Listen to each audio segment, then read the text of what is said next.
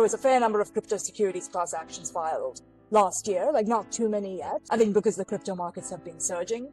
But I think when you have the next fall in crypto, the next crash, then I think you'll see a surge in crypto-related securities class actions. What trends are you seeing? And are the cases getting more complex, especially when it comes to crypto-related securities fraud? The new administration is clearly going easier on the crypto sector. So I think you'll see a decline in government enforcement unless it's outright fraud. But I do think you'll see state-led actions and private litigation in the crypto sector continuing. Hello and welcome to a brand new episode of On the Stand with Ashish Arun, the show where we explore the law, practice and business of expert witness testimony. I'm your host and the founder of Xlightum, the AI-enabled expert search and research platform. Today's guest epitomizes excellence in economic expert testimony. Dr. Pavithra Kumar recently joined Advanced Analytical Consulting Group as their principal to lead their finance and valuation practice.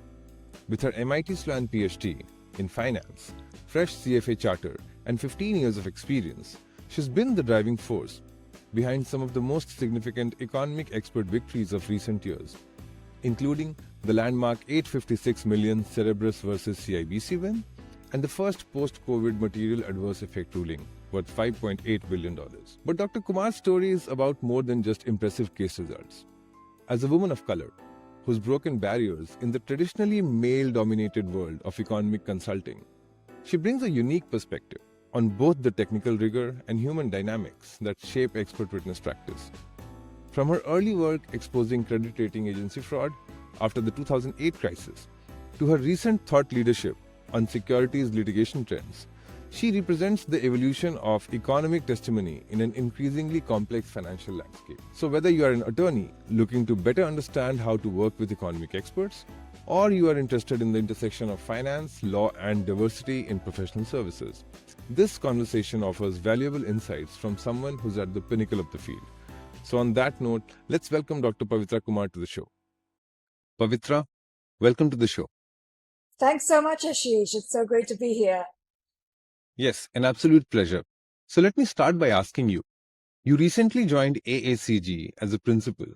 So what attracted you to leading a finance practice at a boutique firm versus staying at a large consulting house? Yeah, so it's a great question. I've enjoyed working at larger consulting firms for sure. I've spent most of my career working there. So I developed really great relationships with top shelf attorneys and experts on high profile cases, worked in large teams, did a lot of fast paced, challenging work, which often went to deposition and or trial. So that was a wonderful experience. However, there was less of an opportunity for me to grow my own expert business in my areas of expertise, which are securities, valuation, damages estimation. So, at some of the larger consulting houses, even at the very senior level, you're somewhat of a career case manager supporting big name experts. And that path works well for many people, but that wasn't what I was looking for long term. So I'm really enjoying my current position as a principal at a smaller boutique firm where I have the platform to grow my own business in the areas of finance, securities, and valuation, and doing that via more aggressive business development. So networking with attorneys, putting out thought leadership, publications, presentations. I recently did a couple of sessions of a crypto litigation webinar that we publicized on LinkedIn, and they were well attended. Attending conferences and trying to speak on specific panels at conferences relating to my areas of expertise, joining expert groups such as the Securities Expert Roundtable, which I recently became a part of.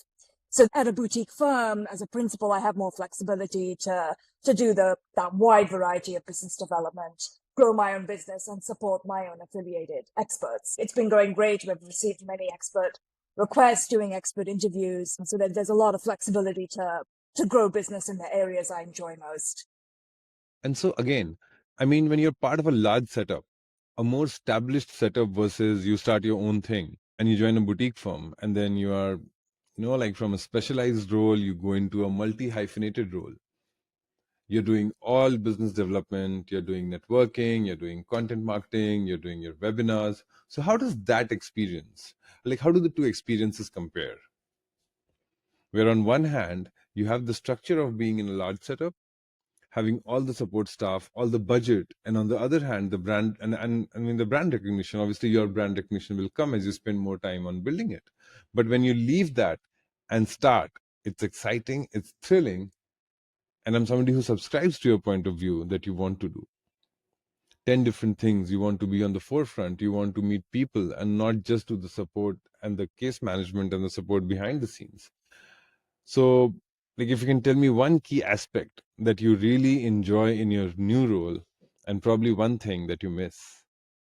Yeah, that's again a good question. It's certainly a trade-off. So I think, one thing that I miss from not being at a larger consulting house is certainly stability. So stability of compensation for sure. Right now, my pay will depend on cases I generate, which introduces an element of risk.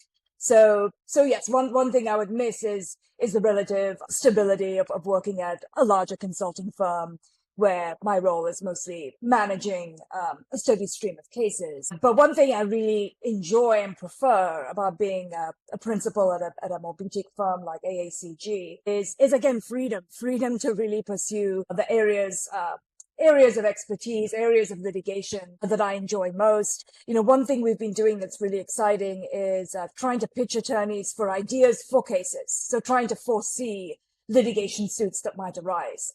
And that part I really enjoy because it involves looking at potentially new types of cases. I focus on securities class action, so new kinds of securities class action suits that might be filed, and trying to pitch attorneys with ideas for those cases. And so far we've had success with that. So I really enjoy the freedom, which comes at the cost of greater risk, but I'm more than willing to accept that trade-off at this point in my career. Today's episode of On the Stand is brought to you by Xlightum, the AI-powered platform where attorneys find expert witnesses and experts grow their practice. Every week, hundreds of new experts join Xlightum, giving attorneys instant access to qualified witnesses without any finder's fee or markups. Need someone else to handle the vetting? Our concierge service does it all. You only pay when you retain an expert we present. So whether you are searching yourself or letting us do the heavy lifting, Xlightum makes expert discovery fast and smarter. Visit Xlightum, that's exlitem.com, to find your next expert witness today. So I was looking at your resume and I couldn't help but notice that you completed your CFA level 3 while managing active litigation matters. So walk us through that decision. Like, was it about credibility with clients, personal growth, or positioning for expert testimony? What was the thought process behind that? And also tell us a little about the CFA level 3, like what is that certification and how it can help somebody who's in your position. That's correct. So I studied for my CFA while I was working at an economic consulting group, working full time. So it was tough. It's a large time commitment. I think in response to your question about what was motivating that, it's a little bit of everything that you said. So certainly boosting credibility. It's a great credential to add on my CV. It boosts visibility with clients for sure. Also, it taught very valuable practical skills. So I do have a PhD in finance, which is obviously it's a good credential to have already. But I would say a lot of the curriculum focused on more theoretical finance, asset pricing, which was super interesting, but it's less directly applicable in litigation matters. So I felt that the CFA taught more practical skills, how to read a balance sheet, how to understand financial statements, how to understand certain accounting ratios, how do you value a company in practice, what are the considerations you need to have in mind, portfolio management, which is more of a focus of the CFA level 3. So these are things I did not necessarily learn as much in my PhD. So I really appreciated gaining some of that practical knowledge as well as boosting my credibility with clients. So I'm glad I did it. And AACG is described as a woman-owned boutique with deep specialization. Yes. So how does that model work? Like, what would you say are some of the advantages for attorneys to work with a boutique firm? Yeah, absolutely. And, I will say first, even though we are a quote unquote boutique firm, we have worked with very high profile law firms in big cases faced against other large consulting firms. For example, in the software sector, doing IP work, which involved a lot of complex technical and statistical analyses. And we've had successful outcomes there. So even though we are a boutique, we have been involved in larger high profile cases. But in terms of responding to your question more specifically, I think one thing we offer is, yes, deep specialization in certain areas. So statistical analysis, statistical sampling, econometrics, wage and hour matters as well. As I mentioned, intellectual property cases, especially in the software, computing and tech sectors, competition and antitrust. And now with me joining as a principal, I'm also actively growing the finance, valuation, securities business further.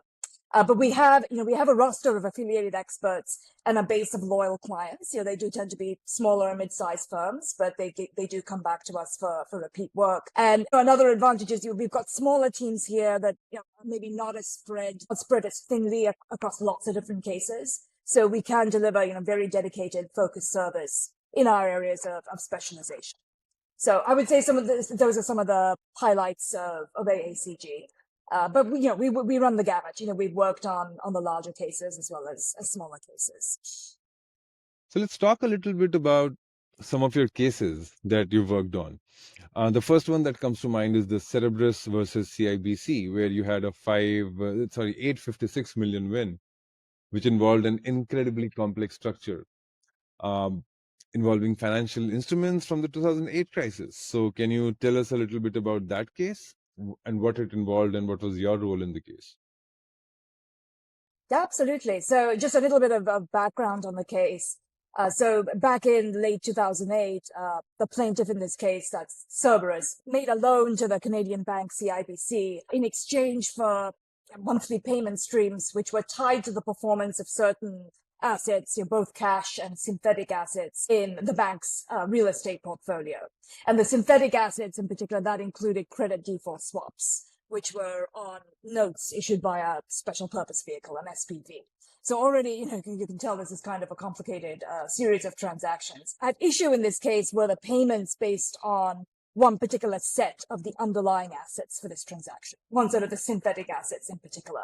So the plaintiff Cerberus, and we were representing Cerberus, alleged that CIBC had improperly reduced the underlying notional amount that was the basis for those synthetic payments after the underlying credit default swap.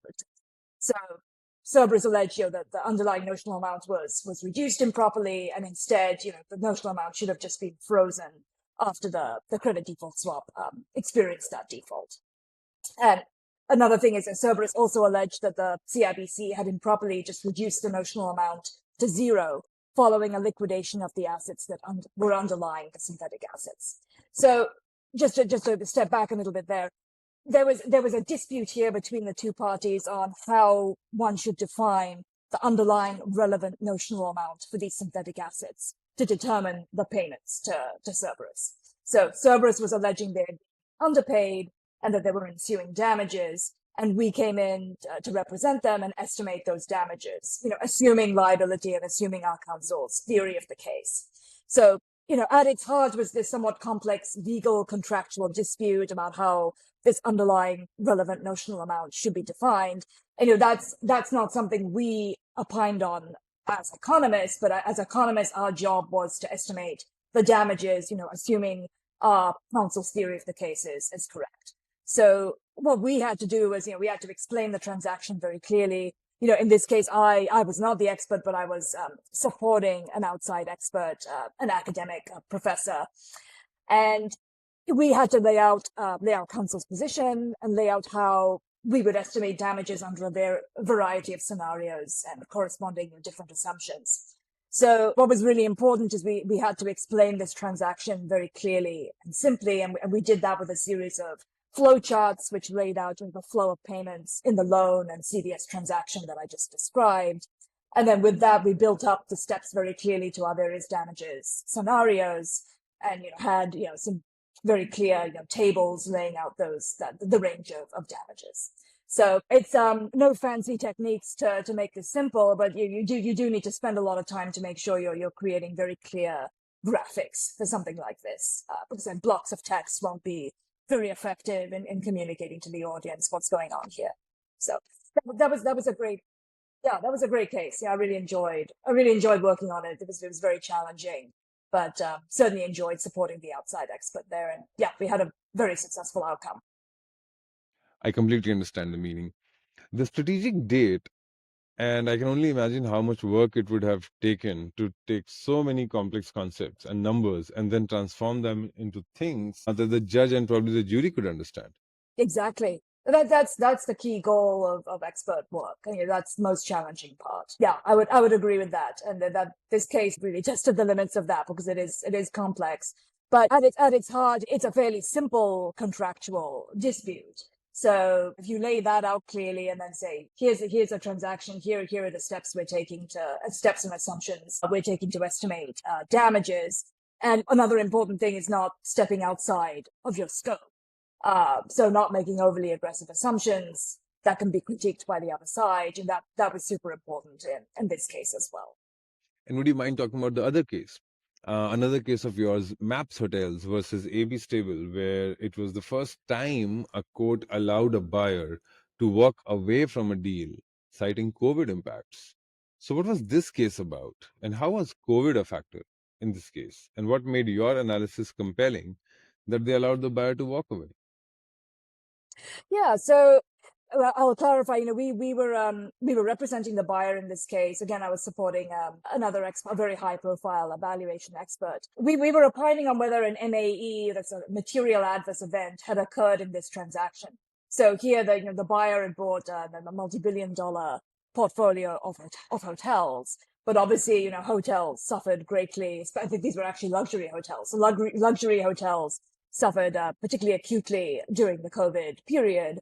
So the buyer alleged that a material adverse event had occurred, that the value of these hotels had dropped, and therefore they should be allowed to walk away from the deal. Now here, actually, the judge eventually did not even need to opine on the MAE because other elements of the case were satisfied by our counsel. So they won their arguments, allowing the buyer to walk away from the deal. However, I do think our analysis was really compelling overall, mostly due to simplicity. Again, it comes down to simplicity, presenting your arguments in using really concise language, very effective use of graphics. So we had various cool ways of showing the decline in value of the subject property and the luxury hotel sector overall compared to comps. And again, not stepping outside of our scope. So I do recall when rebutting the other expert, we were able to critique the other expert, and this goes for the Cerberus case as well, for kind of stepping out of bounds and making somewhat unjustified assumptions. And I think what we did successfully is staying very clearly within our scope, really thoroughly testing all of our assumptions and expressing in very simple language and effective graphics our main point. So again, nothing terribly fancy here, but it just comes down to simply and clearly delivering your point and not veering outside of your particular scope. So, talking of fancy, let me ask you about the S&P rating agency investigation, where you helped secure a $1.3 billion settlement by proving ratings inflation. So, first of all, for my benefit and for the benefit of the non-financial audience, what is ratings inflation? And what was your role in this case? And was there some detective work involved because of the nature of the matter? Like, how did you build it? Yeah, absolutely. So ratings inflation refers to, the practice of credit rating agencies during the financial crisis of issuing. So they issued ratings on tranches of CDOs, collateralized debt obligations. So these are structured finance vehicles which are backed by most often RMBS, residential mortgage-backed securities or different types of mortgage-backed securities. So, different tranches had different ratings. So a AAA rated tranche would be the safest tranche, which would, promise, stability, but, a lower yield than a lower rated tranche, which would be riskier and offer a higher yield. So it's a trade-off, and investors would choose which tranche to invest in. But what was interesting here is that, the ratings agencies were operating under an issuer pay model. So investment banks were basically paying ratings agencies to rate tranches of structured products that the investment banks were issuing. And, the banks obviously had an incentive for the tranches to be more highly rated. So there were allegations here, and actually I had been investigating this back in 2010. There were allegations here that, maybe the ratings agencies have, inappropriately inflated the ratings on tranches of these CDO products because of, the incentives generated by this issuer paper. So, i.e., they're not, the ratings are not accurate. They've inflated it just to win business from the investment banks. And I had seen some articles about this back in 2010, and I thought that was really interesting. I suggested and co-authored a white paper on, expert techniques that might be required in litigation arising from this. And, we actually used that white paper to pitch and win a case from the DOJ investigating one of the major credit rating agencies for this very issue, for ratings inflation on tranches of CDOs, like a sample of CDOs that were issued during the financial crisis, and they were backed by RMBS, mortgage-backed securities. So in that case, again, I supported actually a pair of academic experts who have expertise in rating agency models when it comes to, rating tranches of CDOs. And in particular, we did some really interesting analyses, yes, a little bit of detective work, because we had to kind of digest and unpack the ratings models that were used by the rating agency. So they modeled the asset and the liability side of the CDO in order to rate the tranches. And in particular, we were focusing on assumptions that they used to model the assets that went into the CDO and that determined the ratings on the tranches. And one of those key assumptions was, what do they assume for the correlation between the underlying assets? And what was interesting is, in order to generate a higher rating on some of these tranches, they were assuming too low a correlation between the underlying assets. Whereas in fact, the underlying assets were much more highly correlated, which generates more risk, reduces the rating you can give to a particular tranche. So it came down to sort of not modeling risk appropriately on the asset side here. And we were able to investigate those assumptions, again, assisted by the experts who have a lot of deep knowledge of this particular area. And we ran sensitivity showing, if you change the correlation assumptions between those underlying assets, if you increase the correlation assumptions, look, you see that the ratings on these tranches have to decrease. You're not going to have as high a percentage of the tranches being rated AAA. So eventually, that case did not go to deposition or trial. It settled for, as you mentioned, over $1 billion. But, that's certainly one of the most challenging and enjoyable cases I've worked on, especially since, I had a role in helping to originate it and had been, again, trying to look around corners, trying to foresee interesting new areas of litigation back in 2010. So this is an example of where, being proactive and looking out for that really helped win us an interesting case. So I think this is a key takeaway for any experts listening to this as to how content at the cutting edge of your field can help you originate cases and originate leads for your expert work. So thank you so much for sharing that with us, Pavithra. That brings me to my next question. And this is something that I've been wondering about a long time. So I'm happy that I'm going to get to ask this. You said that you've supported academic experts and you've also worked with high-profile outside valuation experts. So how does this teaming up or coming together as a team work when the expert is part of your organization and you're supporting the expert, and it's an outside expert and you are the consulting expert with your team supporting that expert? How do the dynamics work between the consulting and the testifying experts? Yes, absolutely. So in those sorts of cases where you're working with an outside expert, the consulting team is really the consulting expert. And this obviously varies from expert to expert because they do have widely varying styles. But most often if you're working with a high profile academic professor like I did in the Cerberus case, for example, they're busy people. They have a day job being a professor, so they tend to be a little more hands-off when it comes to the day-to-day analysis. So really, as the consulting expert, you're managing the day-to-day analysis. You're managing the correspondence with attorneys. You're running various scenarios. You're drafting the reports and exhibits, etc. And obviously, you discuss that with the expert, especially if there are some questions you have that the expert really needs to weigh in on. So when working with outside experts, you have a couple of conversations, but the expert doesn't tend to be heavily involved in the preparation of the report. Now, where the expert really does have to get involved is, if the case progresses to deposition and trial, then they have, then it shifts more towards them having to really master everything that's been done, all the analysis, the ins and outs of the report, various exhibits, etc. So there, at that stage, you as the consulting expert, you need to be able to explain everything you've done very clearly, justify all the assumptions, because the expert may not recall all of that, even if you had discussed it with them earlier. You need to prep them for depo and trial. So what have we done, and then what are the key areas of potential attack from the other side during cross-examination? So you have to develop a very close working relationship. They do have to be able to trust you. You need to be responsive, reliable, etc. Thinking strategically as well, thinking of potential critiques from the other side, so you can prepare them as fully as possible for deposition and trial. And how do you manage disagreements? When I'm sure it happens when the consulting experts and the testifying experts may not agree on an approach or the outcome or what study to take, what approach to take, what methodologies to deploy. Yeah, that's a good point. Yes, that does happen.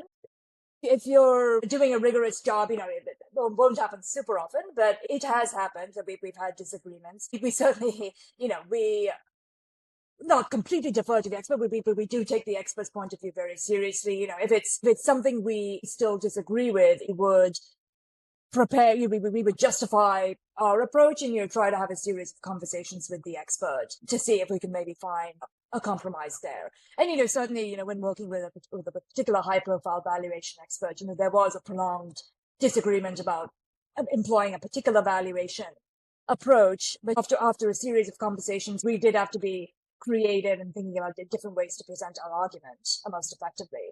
But eventually he did come round to our opinion. So it really varies. It really depends on the case. But, if the expert has made a point that we've not considered, we would certainly defer to them. But if not, we need to thoroughly justify our approach, discuss it with them, and see if we can come up with a compromise that they are comfortable with, but is still, economically rigorous and withstand scrutiny. And usually, who brings in this academic or the high profile valuation expert who will testify? Like, would the attorneys on the case, they would retain you and then they would tell you, okay, we are also retaining this testifying expert to testify in this case? Or would the attorney would come to you and then you would present options that, okay, these are the few people who would be good for this case? How does that work?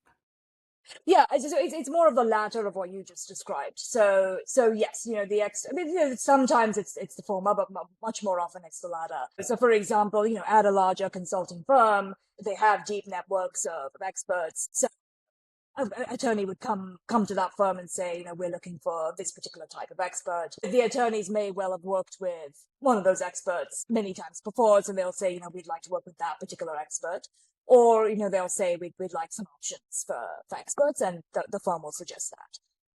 And that's what I do even at my current firm. We do have a network of affiliated experts. So we've received requests for certain niche experts, and, we've either suggested names that we have, or we've actually searched for other names as well and presented that to the attorneys. So with these high profile cases, where again, you had a case where the settlement was in billions of dollars. So obviously the opposing side is also coming as well prepared as your side is to cross-examine you and to depose you. And these depositions and cross-examinations, I'm sure they get aggressive. So what's your advice? What's your approach towards tackling these depositions? If you feel free to share an example or a story that you may have been in a situation where the deposition got aggressive, or generally what you've seen happening to other experts and how they deal with it or how you deal with it. No, absolutely. It does get very aggressive. I think, most of the depositions in the higher profile cases that I've witnessed have been aggressive. I think, the experts I've supported have come out very well through those, but, there usually is something something that one wishes one had prepared for a little bit better in advance. In terms of how to prepare for that, really it's a lot of back and forth. It's a lot of internal discussion, as well as, when it comes to prepping the expert, your discussion with the expert and the attorneys. They're a key element of the process because they also are thinking strategically about what arguments the other side might make, and thinking about, what tactics are best to use to critique the other side expert as well as protect their own expert. So it comes down to really trying to step back from the details, because when you're preparing the report, you're really immersed in the details of your own analysis. But then it's kind of a distinct phase. You then have to step back from those details and think about, what is the big picture of our case and what are the potential holes or weaknesses in our approach, and what do we think the other side will critique, and then try and think of responses. And it's by that stage you've likely already seen a rebuttal report from the other side, so you have some sense of what the opposing arguments will be. But then there are always surprises that can come at a deposition. They could press you on some element of your analysis the expert might not be fully prepared on, or on some obscure spreadsheet or something. That certainly happened in depositions I've been involved with. And you kind of have to be prepared for anything, which is why it's so challenging to be deposed, especially in these high stakes cases. One thing I like to do is, again, because it is very easy to get too immersed in the weeds, really making a point of scheduling your bigger picture discussions with the team to think through those potential pitfalls. I do like to get peer review as well, another senior person who's completely uninvolved with the analysis to look at the report and say, hey, this is a potential weakness, and why did you do it this way?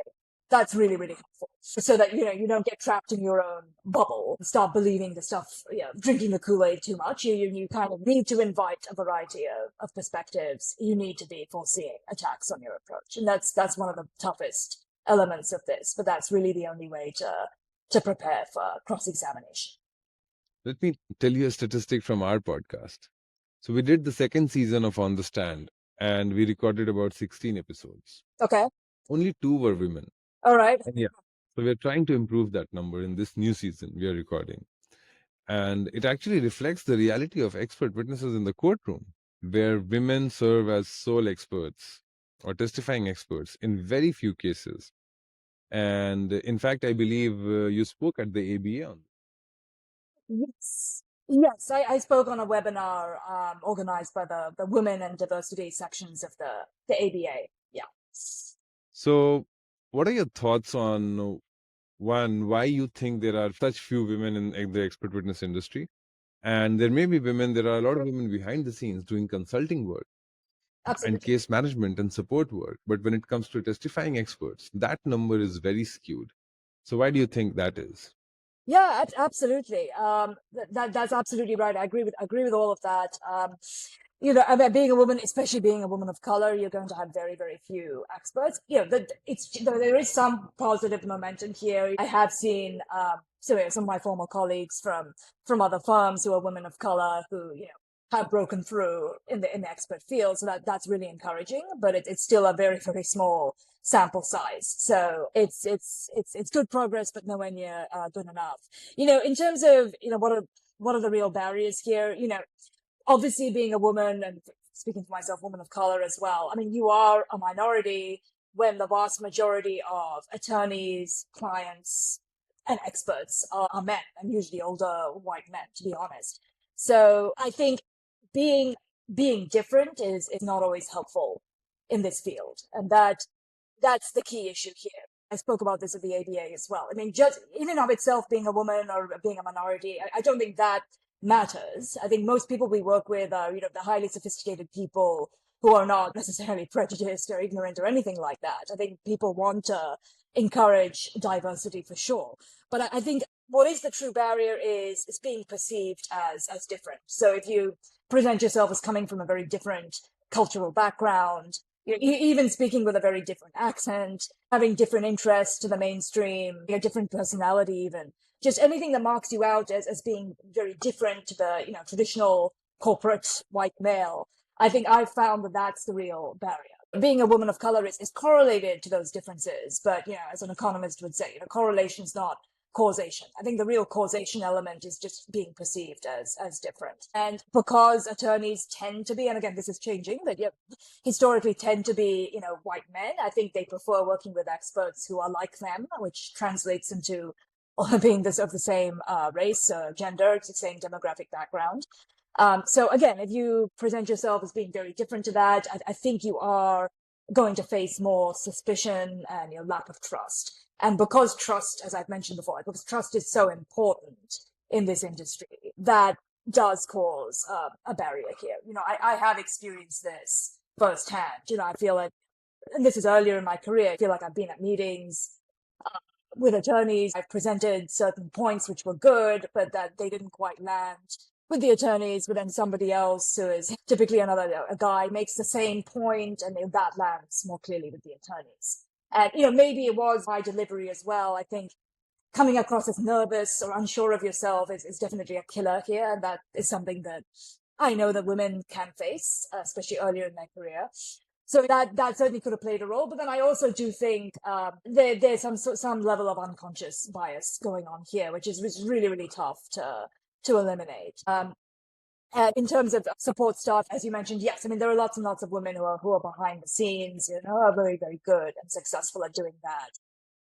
I will say, from having worked at some of the larger consulting firms, I do think there can sometimes be a bit of a skew in feedback that's given to women versus men. I again mentioned this in my ABA talk, but I tend to see women, and I will say, especially women of color, women who are foreign, coming from a different cultural background, they tend to get more feedback on, being too quiet, too deferential, too passive, coming across as very good and diligent and smart and all of that, but maybe being too mechanical in their approach and, not challenging other people enough.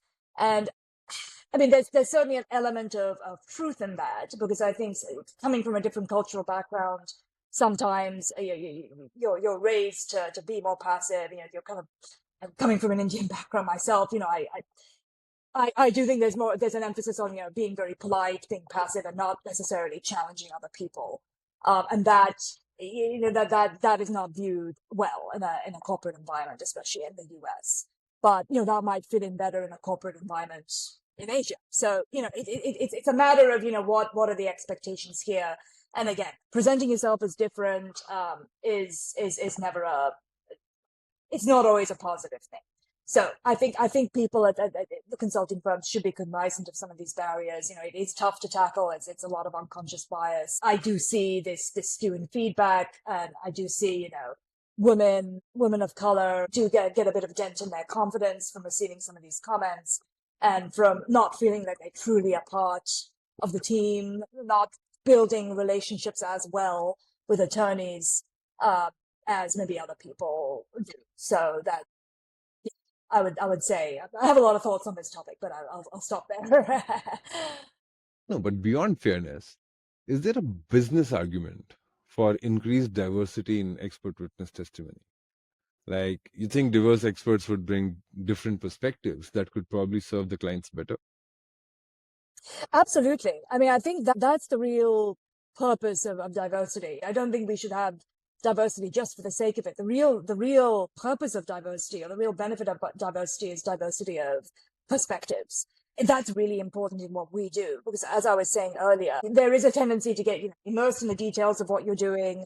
And I think the phrase is echo chamber. You get kind of trapped in an echo chamber.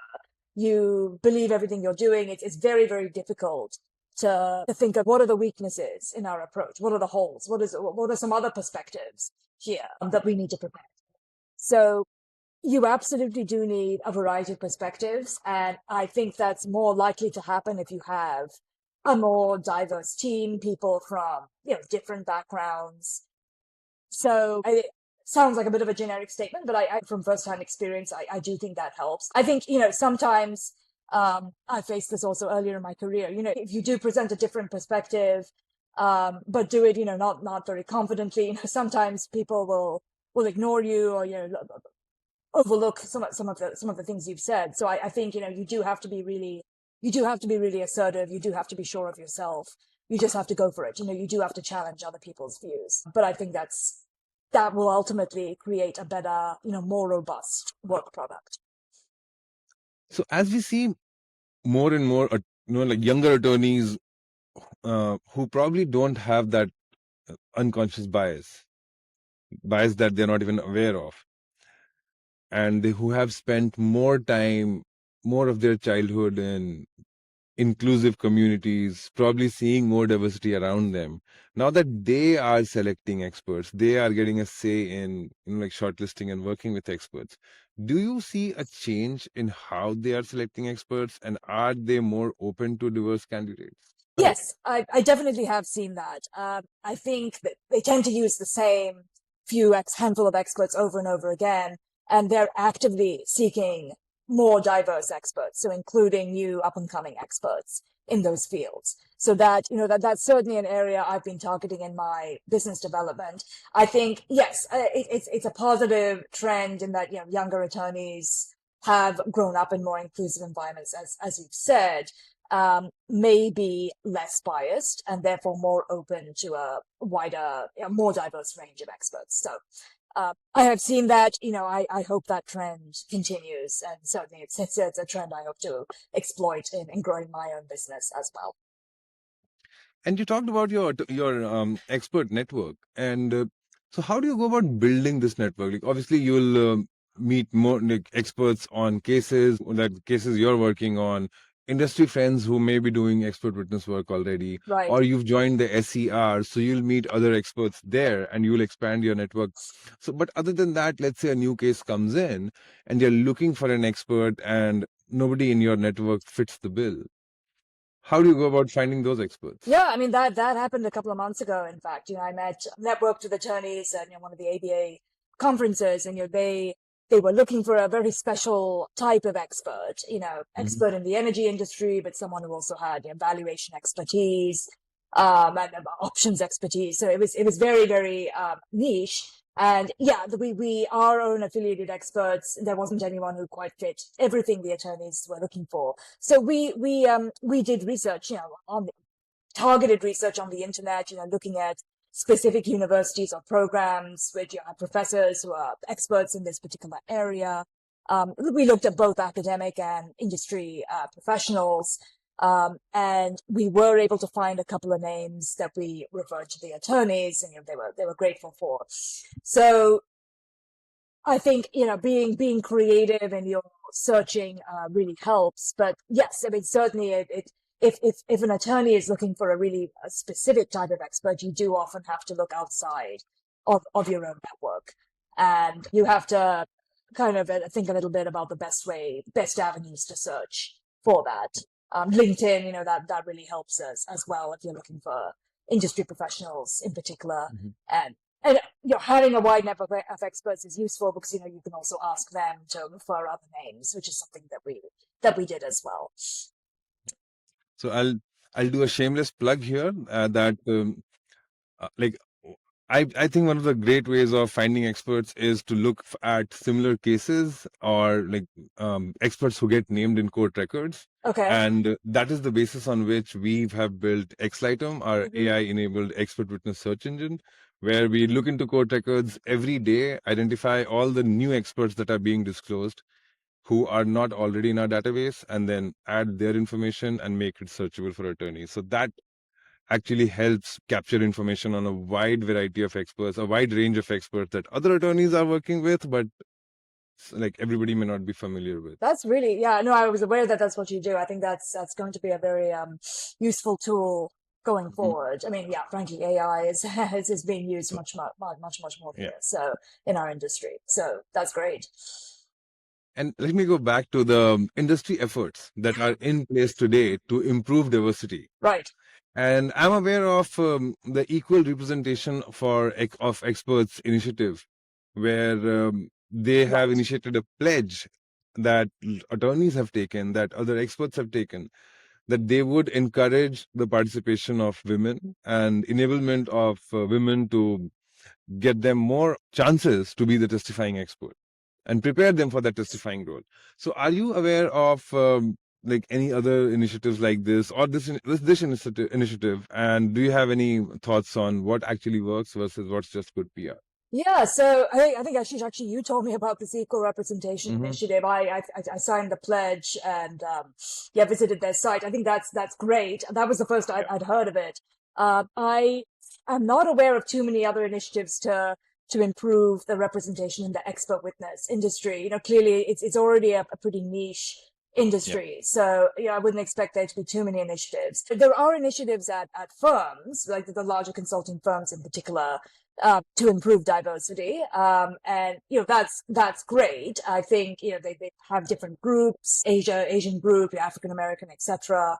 They make sure to, they organize cultural events that honor each of these different cultures. I think all of those are positive developments. I'm not sure, I mean, my personal view is I don't think it's enough just to hold diversity events and have diversity groups. I think, related to what I was saying before, I think the issue is that being perceived as different can seep into the feedback that you receive and can make it more difficult to advance in some of these environments. So I think feedback I've heard, I've had experience of this, and I think certain types of constructive feedback are more skewed towards women, especially minority women. Feedback that, you're smart and diligent, but, come across as too mechanical, too passive, too deferential, not challenging others enough. And I think, again, there's justification for making those comments, but I think it becomes a bit of a self-fulfilling prophecy, and it becomes very difficult for women, especially minority women, to overcome that feedback. So you get seen as being as fitting a specific type of role, and it's very difficult to break out of that, and especially break out to the senior and expert. So, how to tackle that, again, this is challenging, but I think, people need to be cognizant of that unconscious bias, of that bias creeping into feedback. You need to be extra vigilant about that. You need more change at the top, you need more female mentors. This is something the firms are working on. I myself, I've not really had many female mentors who are like really dedicated to helping me advance. I think that's still a problem. I've had very, very few role models, hardly any of women of color who have been experts who I could really look up to. Again, that is changing. You've got some more emerging now. But I think those are the changes that need to occur. You need change at the top. You need a kind of a change in the way of thinking. You really need to have more effort to reduce the effects of this unconscious bias, which is admittedly very tough to do. But I think the first step is being aware of it. And often people are not aware of this. But given I've, experienced this and I've seen others experience it, I think I have a deeper perspective on this. Let's talk a little about the new trends that we're seeing around the technical evolution. And in 2025, you possibly cannot have a podcast interview without talking about AI. Sure. And so, since you are a securities expert, and there has been a surge in AI washing securities cases. So, can you tell us a little about what these cases are? What is AI washing? And how do you analyze companies who make these claims? Yeah, that's certainly a great point. That is a trend. I have not yet worked on an AI washing securities case, but I think this comes down to misleading disclosures, allegedly misleading disclosures the companies are making regarding the capabilities of their AI. And I would say, analogously, crypto-related disclosures, and that's a huge trend, which I've been studying up about as well. But, in terms of how you analyze companies making an inflated AI claim. So, for example, in a 10b5 case, you'd have a case where the class of shareholders will allege that the company, misled them about some specific type of AI capability. So maybe made misleading statements, inflating their AI capabilities, but then the truth comes out that it isn't quite what they said, and the stock price drops, and the shareholders experience losses. So that's a typical stock drop or 10b5 suit. And that's the type of case I've worked on in the past where I've typically been on the defense side, but analysis is similar on the plaintiff side in that you try to estimate what are the damages that shareholders faced from that allegedly misleading disclosure, which led to a corrective stock price drop.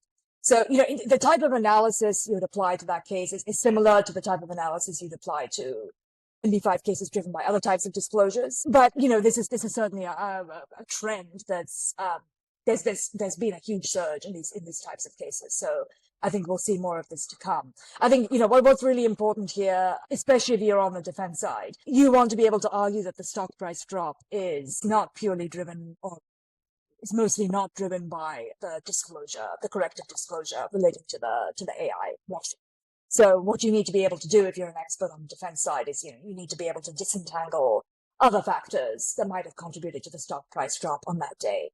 What if you take out the market and industry movements, how much stock price drop is really left there that could be tied to this alleged disclosure, to this misleading statement. And then you kind of see, is that statistically significant, and you calculate damages based on the difference between the but-for and the actual price and the number of damaged shares. But these are considerations you bear in mind for any type of case. But I think you're going to have more of these types of cases related to AI disclosures. And you recently also did the webinar, and you spoke about the webinar here. Yes. on cryptocurrencies and security class actions that you're seeing around cryptocurrencies. So what trends are you seeing? And are the cases getting more complex, especially when it comes to crypto-related securities fraud? Yeah, I think we will see more crypto-related securities cases. The new administration is clearly going easier on the crypto sector. So I think you'll see a decline in government enforcement unless it's outright fraud. But I do think you'll see state-led actions and private litigation in the crypto sector continuing. And I think there was a good amount of crypto. There was a fair number of crypto securities class actions filed last year, like not too many yet. I think because the crypto markets have been surging. But I think when you have the next fall in crypto, the next crash, then I think you'll see a surge in crypto-related securities class actions. I think there is still a key question of whether a given crypto asset is considered a security or not. That's a continuing question. The SEC has released guidance earlier this year on meme coins should not be considered securities, and payment stable coins should not be either. But I think that's not yet binding. That's just staff guidance. So these questions are still pending and will really play a role in determining what kinds of litigation suits are brought.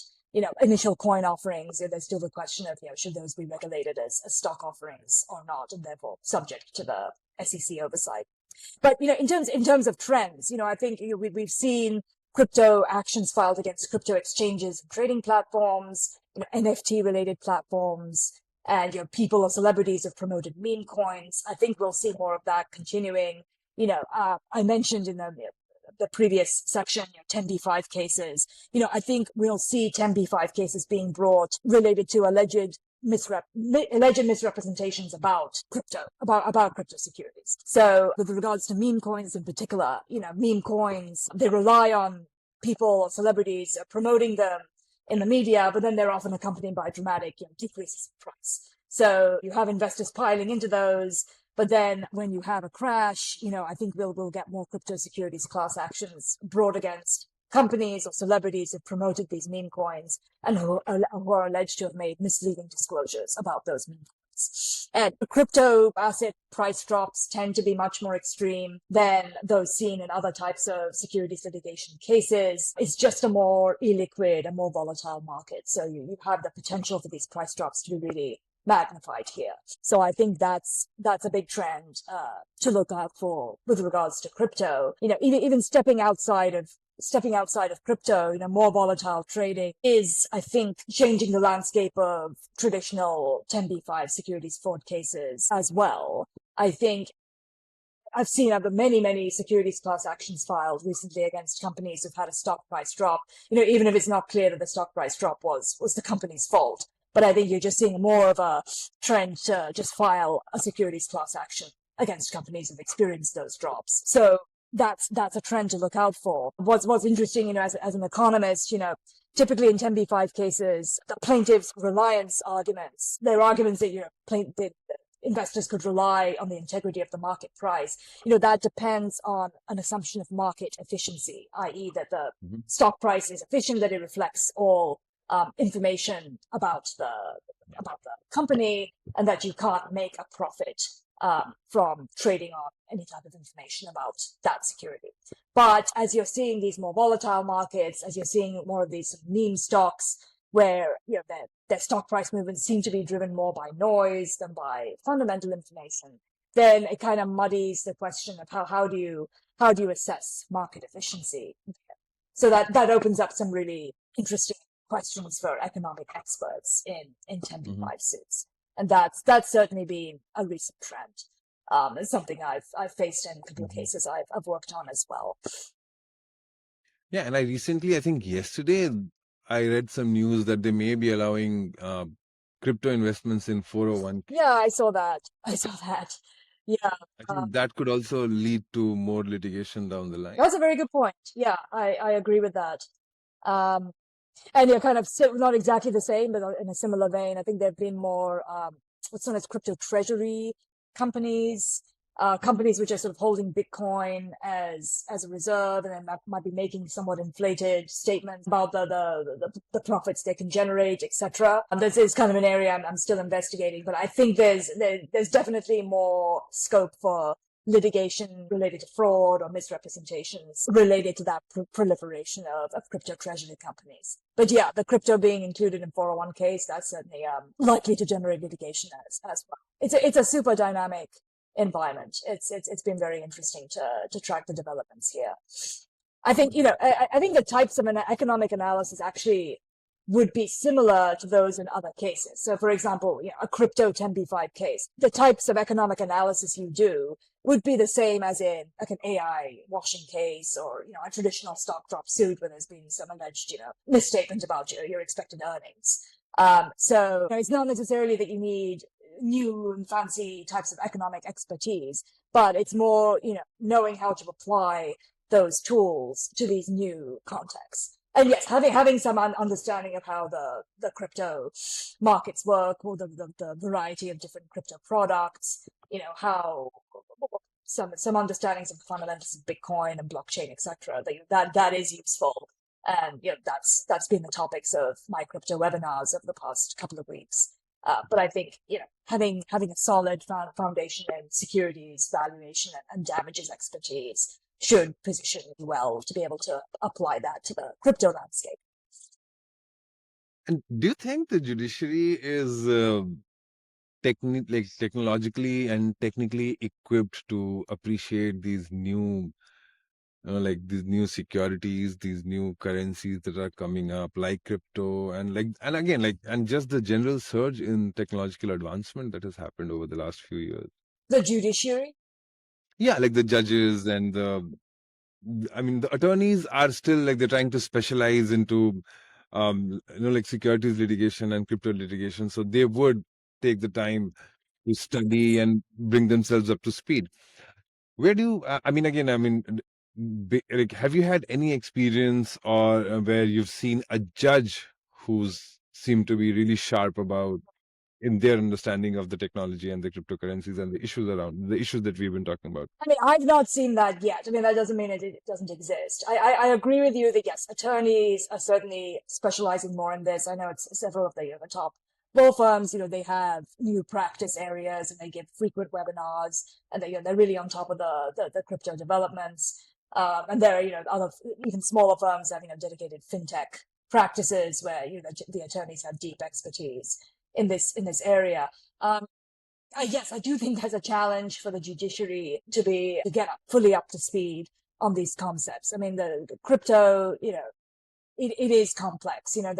Understanding the underlying technology, the blockchain technology, mining, etc. It is tough. I will admit that even I probably don't fully understand all of the technical details there. Although I think I have a good understanding of some of the types of litigation that might arise and some of the economic analyses.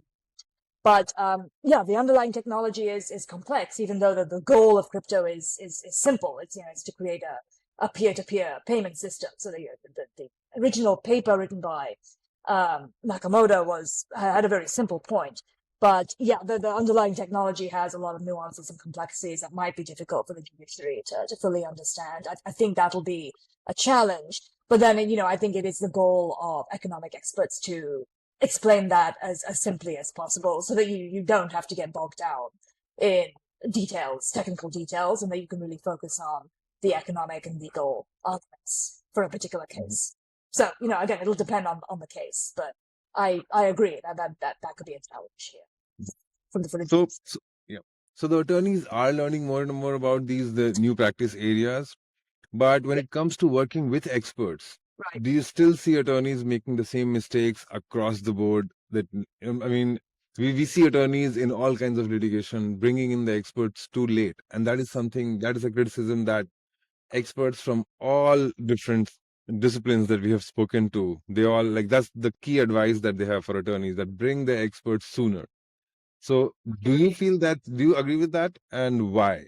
Yeah, I don't know that it's any different for crypto-related cases versus other cases, but yes, I mean, I've experienced firsthand, and this tends to be smaller law firms who do this, but bigger, top-shelf law firms would hope would bring in experts early enough. But sometimes some of the smaller firms, might contact you at the last minute and say, can you help can you do a report due next week?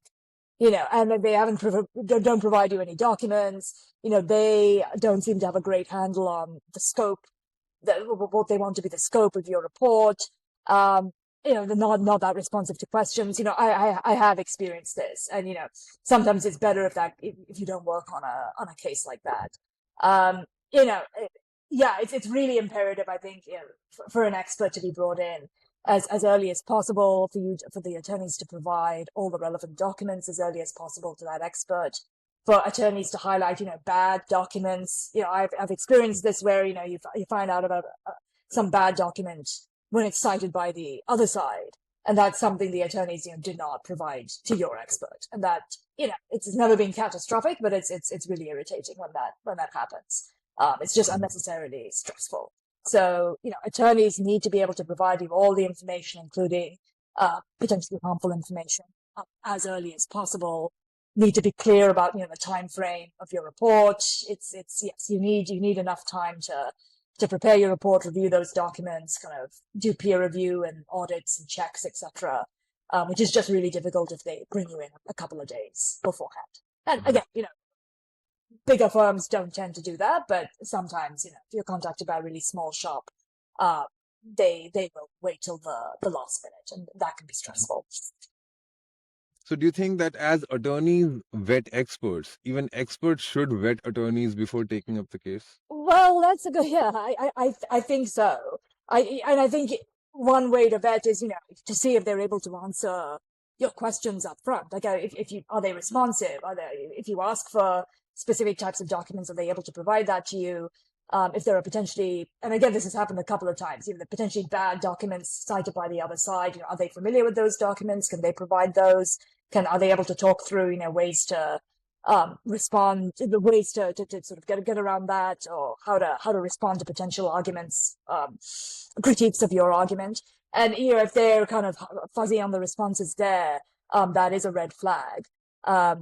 So yes, and especially if it's a firm you haven't really heard of, or it's a very, very small, understaffed firm, that's again a red flag. So yeah, it is a two-way process for sure, and I've learned that from being more involved in business development of late.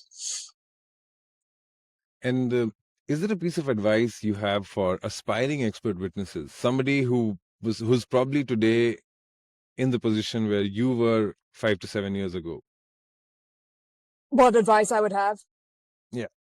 Yeah, I mean, my advice would be, even if you're a junior associate, you should, if you want to become an expert, I mean, you should start thinking and acting like an expert even earlier in your career. So I think maybe a mistake I made like much earlier was honestly, being too deferential, being too immersed in the details of what you're doing, not always stepping back and saying, what are the big picture questions we're trying to answer here? What are we, what should be our strategies, and how do we respond to critiques from the other side?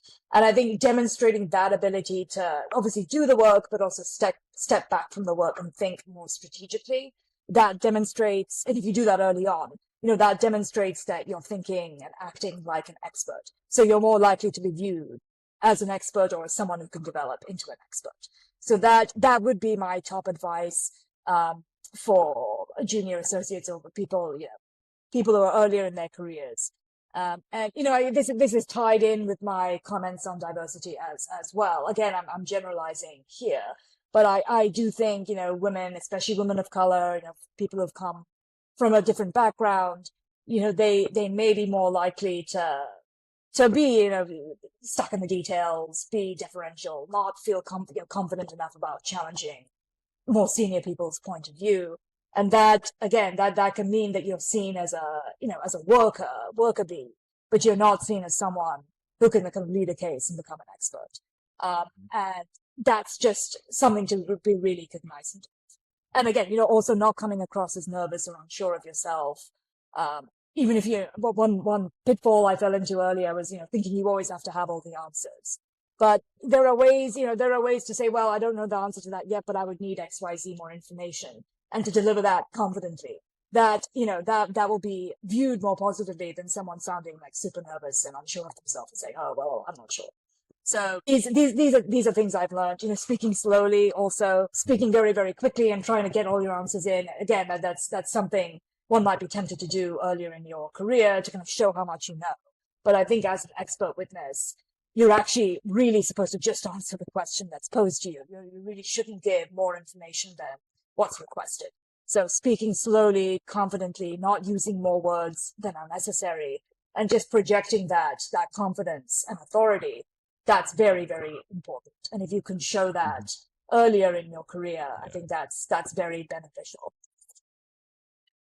Pavitra, one of my favorite things about doing this podcast is that I get to meet and talk to diverse groups of experts, and I get to learn a lot about new fields, about how people succeed in their career. Because if you're an expert, you have gone through a path and you have reached a certain level. And this episode was no different. I truly got to learn a lot. This was a fantastic conversation. And thank you so much for your time today. If people want to reach out to you, what is the best way to connect with you? Yeah, they can email me at Pavithra Kumar at aacg.com. And I have a LinkedIn profile as well. They can also go to plug for my firm, Advanced Analytical Consulting Group. They can go to the firm website. There they can see my profile, but they can also see profiles of the head of my firm, Daniel Levy, who is a testifying expert himself, as well as our other affiliated experts. And you can see some of the work we've done, publications, webinars, etc. So please do look up Advanced Analytical Consulting Group. You can also email me directly or message me on LinkedIn. Yeah, so we'll put the website address, your email address, and your LinkedIn profile in the show notes so that people can reach out to you. Thank you once again for your time today. Thank you. It was an absolute pleasure. This was great. Thank you so much, Ashish. Bye. Yeah, bye. If you found this podcast useful, remember to subscribe and give us a review on Spotify, Apple Podcast, YouTube, or wherever you listen to podcasts. This will help other users find this podcast and benefit from the insights shared by our guests. If you'd like to be featured as a guest on this show, please write to media@xlightum.com. See you in the next episode.